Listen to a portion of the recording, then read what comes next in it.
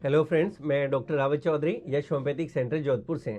Friends, मैं आप लोगों के साथ में बीच में काफ़ी सक्सेस स्टोरीज़ लाता हूँ। ये सक्सेस स्टोरीज़ वो केसेस होते हैं जो पेशेंट हमारे यहाँ ठीक होता है, तो उन्हीं का डाटा या कई बार उन पेशेंट से भी हम रिक्वेस्ट करते हैं कि अगर आप कंफर्टेबल फील करें तो आप खुद चल के और अपना सक्सेस स्टोरी शेयर करें कि कैसे आपकी प्रॉब्लम ठीक हुई। तो आज का वीडियो उन लोगों के लिए है जिनको थायराइड ग्लैंड से रिलेटेड एक डिजीज़ होती है जिसको हम कहते हैं हाइपोथायरॉयडिज्म, या रूटीन में कहते हैं सब टीएसएच लेवल बढ़ रहा है। तो अगर आपको भी कोई ऐसी प्रॉब्लम है तो किस तरह से उसको होम्योपैथिक ट्रीटमेंट से ठीक किया जा सकता है, यही सक्सेस स्टोरी विद रिपोर्ट्स में आपके साथ शेयर करने वाला हूँ। अगर आपको टीएसएच हाई रहता है, हाइपोथायरॉयड रहता है और आप थायराइड की टेबलेट ज़िंदगी भर नहीं खाना चाहते हैं तो ये वीडियो आप देख सकते हैं। फ्रेंड्स, सबसे पहले जिन लोगों को आइडिया नहीं है कि आखिर ये हाई टीएसएच क्या होता है या हाइपोथायरॉयडिज्म क्या होता है या थायराइड ग्लैंड क्या होता है, उनके लिए एक बेसिक आइडिया मैं जो है शॉर्ट में देने की कोशिश करूंगा। देखिए, सबसे पहले थायराइड ग्लैंड को समझ लेते हैं कि थायराइड ग्लैंड क्या होता है। ये हमारे गले में यहाँ पर से आप कह सकते हैं ये ग्लैंड होता है, इसको एंडोक्राइन ग्लैंड कहते हैं। यानी वो ग्लैंड जिनके जो सिक्रेशंस होते हैं आपके ब्लड के अंदर जाते हैं या हार्मोन सिक्रेट करते हैं। तो ये एक तरह का ग्लैंड है जो आपके यहाँ पर गले में है, और इसके अंदर जो वेट की हम बात करें तो लगभग ये 25 ग्राम वेट होता है इसका।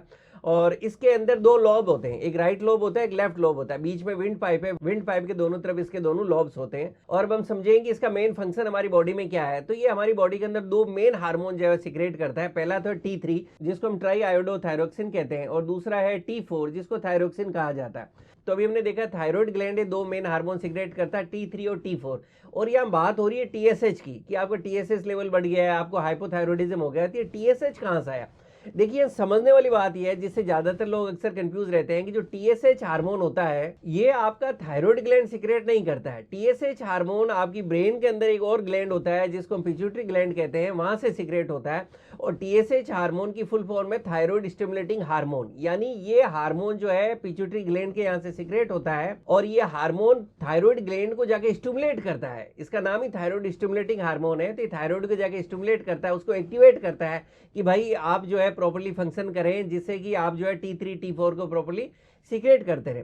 लेकिन किसी भी कारण से अगर आपका थायराइड ग्लैंड है इसकी फंक्शनिंग कम हो जाती है, ये थोड़ा स्लो हो जाता है अपने काम करने में, तो जिसके कारण बॉडी में T3 और T4 का सिक्रेशन कम होने लगेगा, तो फिर आपका पिट्यूटरी ग्लैंड है वो उसको थायराइड को एक्टिवेट करने के लिए ज्यादा टीएसएच का प्रोडक्शन करना लगेगा और आपके ब्लड के अंदर टीएसएच का लेवल बढ़ा हुआ बोलने लगेगा, जिससे कि वो जाके वहां थायराइड ग्लैंड को ज्यादा से ज्यादा एक्टिवेट करे, उसको स्टिमुलेट करे और अपने प्रॉपर फंक्शनिंग को कर सके।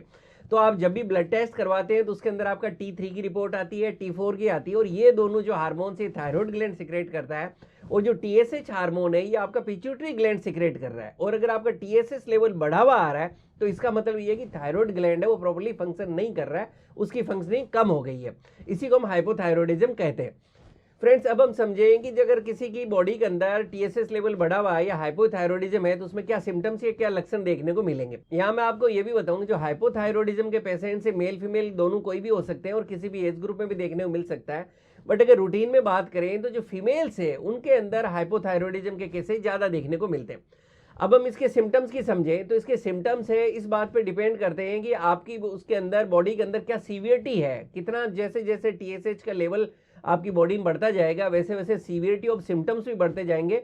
तो अगर इनिशियली सिम्टम्स की बात करें तो सबसे पहला इसमें आपको सिम्टम्स देखने को मिलेगा कि हाई टीएसएच के कारण आपका मेटाबॉलिज्म स्लो होने लगता है। और जब मेटाबॉलिज्म स्लो होने लगता है तो आप देखेंगे कि आपका जो बॉडी वेट है वो धीरे धीरे बढ़ रहा है, यानी आपका जो भार है शरीर का वो धीरे धीरे बढ़ने लगेगा और आप अपने शरीर के अंदर एक थकावट और सुस्ती फील करने लगेंगे।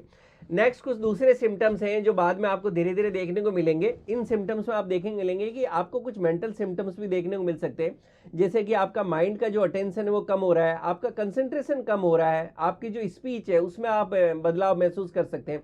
कई बार आप इसके अंदर चेंज ऑफ वॉइस फील करने लगते हैं, आपको लगेगा आपकी आवाज़ भारी हो रही है और आपको शॉर्टनेस ऑफ ब्रीथ होने लगेगी, यानी आपको थोड़ा सा चलेंगे फिरेंगे तो थकावट कमजोरी सा लगेगा, सांस फूल रही है आपको।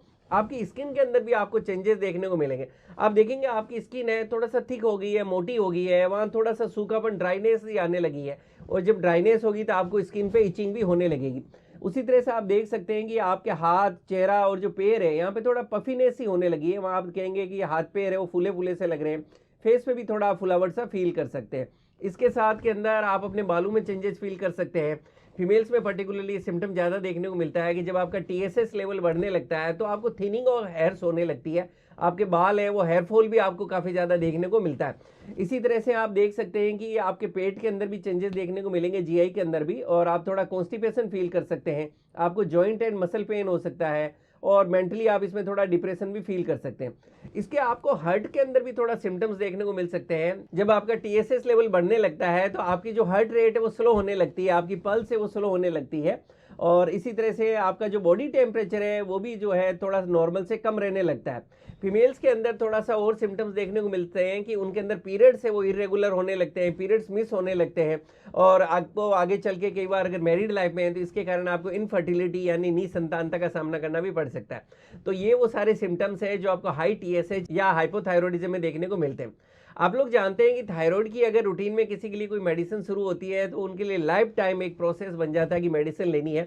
वही होम्योपैथी के अंदर बहुत अच्छी अच्छी मेडिसिन आती है जो आप प्रॉपर्ली अपने डॉक्टर के गाइडेंस में लेते हैं तो काफ़ी अच्छे चांसेज हैं कि आपका हाइपोथायरॉयडिज्म जो है बिल्कुल हमेशा के लिए ठीक हो जाए और आपको मेडिसिन नहीं लेनी पड़े। कुछ ऐसा ही मैं केस आपके साथ शेयर कर रहा हूँ। पहली रिपोर्ट जो मैं आपके साथ शेयर कर रहा हूँ ये आप देख पा रहे हैं कि ये 7 अक्टूबर की रिपोर्ट है, और इसके अंदर इनका हमने जब थायराइड प्रोफाइल कराया तो इसमें T3, T4 और TSH आप देखेंगे तो जो TSH है इनका 19.68 है, जिसकी नॉर्मल रेंज आप देखेंगे कि 0.35 टू 5.5 है। तो किस तरह से आप देख रहे हैं कि इतना हाई TSH है तो नेचुरली उनकी बॉडी के अंदर ये सारे सिम्टम्स देखेंगे।